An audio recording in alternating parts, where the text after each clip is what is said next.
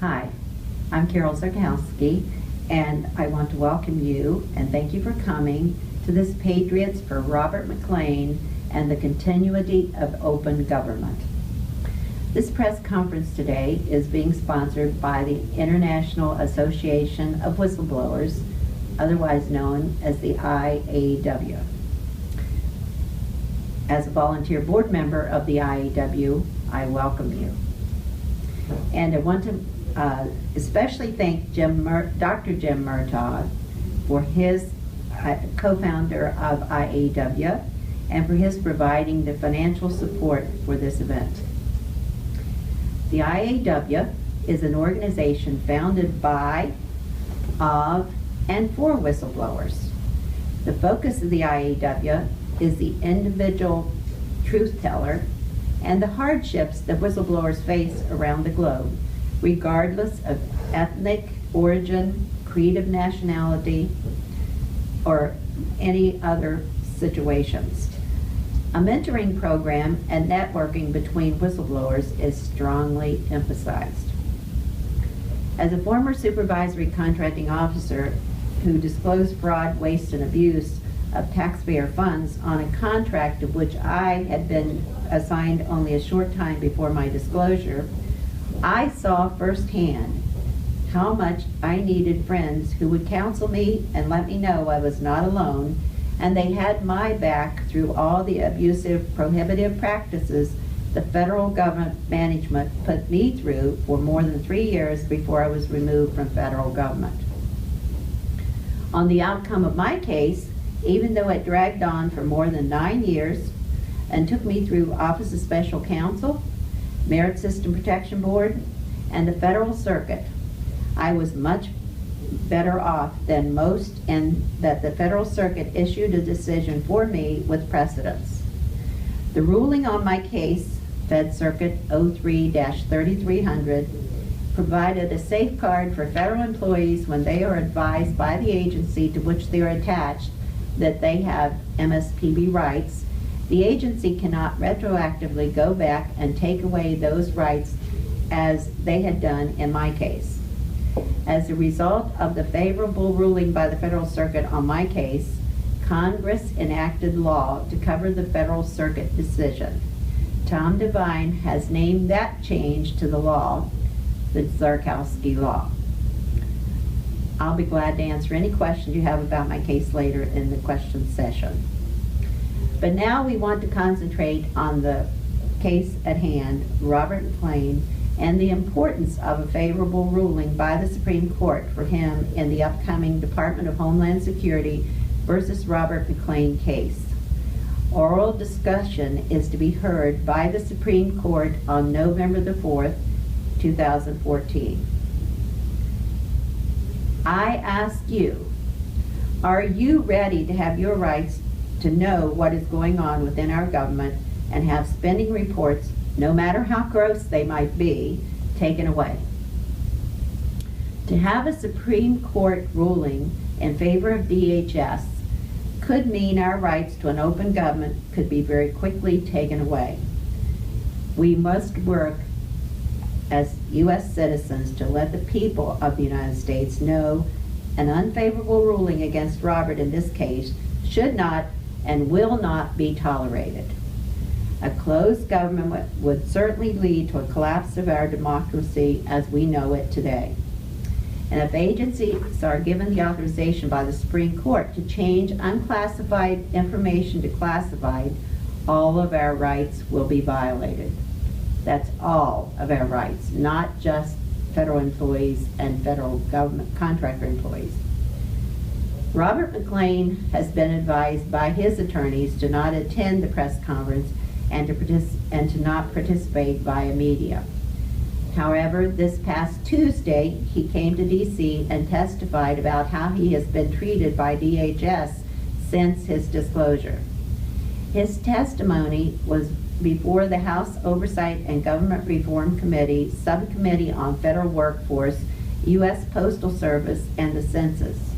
I had the privilege of attending that hearing. Since he cannot be here, Robert has asked me to read his testimony to you. I'm reading the statement given by Robert MacLean to Congress on September the 9th, 2014. Dear Chairman, thank you for inviting my testimony. My name is Robert MacLean.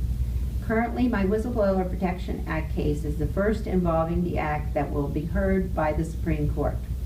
But I am not here to talk about the legal arguments.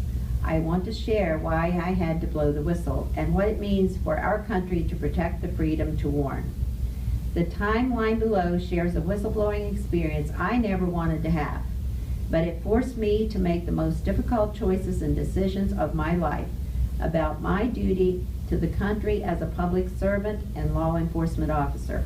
This timeline below chronicles a series of events that has changed my life forever and may have been even more significant for our nation's safety.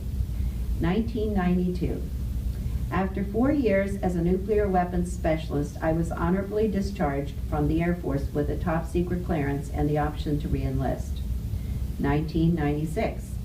I became a Border Patrol agent in the San Diego sector. Not to be confused with a port inspector, you are working at land border entry points or airports. I patrolled the vast area between entry points. 32 days after the 9/11 attacks, I was specially recruited to be in the first class of U.S. Federal Air Marshals to graduate after the 9/11 attacks. July 26, 2003. 4 months after the invasion of Iraq, all air marshals throughout the country were recalled for mandatory, unprecedented in-office emergency suicidal Al-Qaeda hijacking training. We were briefed and terrorists planned to exploit a visa and foreign security screening loophole in which weapons would be smuggled onto aircraft to neutralize the crew and fly jets in East Coast cities, Europe, and Australian targets. The scope was far broader, and the consequences could have been far more severe than 9/11. But 2 days after our emergency training and just days before the anticipated hijackings, the Transportation Security Administration sent an unsecured, unmarked, unclassified text message to all air marshals to cancel all hotel room reservations in order to avoid late cancellation fees. All long-distance missions requiring overnight stays by air marshals would be canceled. TSA chose to send the unlabeled text message to our unsecured Nokia 3310 cellular phones instead of our $22 million encrypted smartphone system. There were no markings or secrecy restrictions on that message. I confirmed with other air marshals around the U.S. that they had received the same text message. We all thought it was a joke, given the special training we had just received and the post-9/11 law that non-stop long-distance flights were a priority. I first went to a supervisor who confirmed to me that the agency was financially broke and the national plan was directed by headquarters. But he said there was nothing I could do and to just leave it alone. In the Air Force and Border Patrol, every telephone had fluorescent stickers with a 1-800 Inspector General hotline to report fraud, waste, and abuse. I called the Department of Homeland Security OIG hotline to report I was concerned about the TSA's plan to cancel air marshal coverage during a hijacking threat. I eventually reached a criminal investigator who also told me there was nothing he or I could do. He also warned me about the possibility of cutting my career short if I pursued the issue further. I couldn't give up. To get the word to Congress, I reached Brooke Meeks of MSNBC, who verified the text message with other air marshals around the U.S., contacted Congress, and issued a story about the TSA order on MSNBC's homepage the night of July 29th, just days before the anticipated hijacking. The next day, President Bush could not defend the action at a morning briefing, and there were press conferences with Senators Hillary Clinton, Chuck Schumer, and Barbara Boxer on CNN, Fox News Channel, and MSNBC. They were mercilessly ripping the TSA's plan. Senator Boxer said during the news conference, "I want to thank the air marshals who came forward and told the truth about what was going on within their agency and bringing this issue into the spotlight." Senator Chuck Schumer of New York said, given the potential fallout of another attack that intelligence reports suggest is on the way, it is incredible that the TSA would consider reducing the air marshal presence on these flights simply to save the cost of an overnight hotel room. After denying the plan for several hours following the MSNBC story, TSA told USA Today that it made a mistake.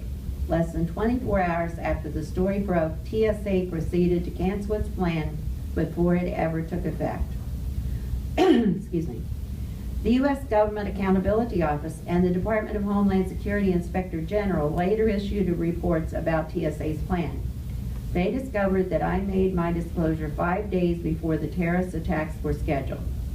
The plan had intended to leave nonstop long-distance flights unprotected for 2 months, August 3rd, 2003, until September 30th, 2003. A few weeks later, I co-founded the Air Marshal chapter of the Federal Law Enforcement Officers Association. It was time to unify our voices.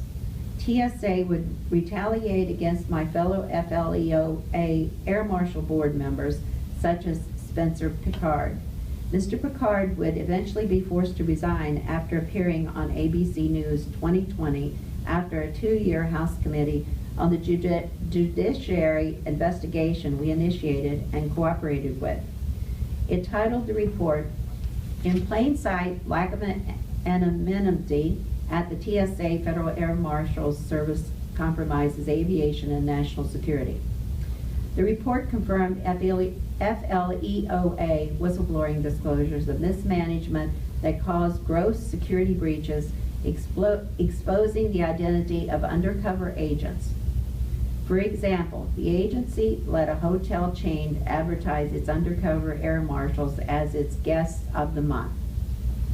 On September 9, 2004, I appeared before a screen on an NBC nightly news television program about a series on which was not being done to protect the public since the September 11, 2001 attacks. TSA managers conducted an investigation to identify who had blown the whistle. On May 4, 2005, in an interview with DHS criminal investigators, I admitted to being a source of the 2004 NBC nightly news TV show, as well as the 2003 disclosures to MSNBC. I specifically denied releasing any classified or sensitive security information.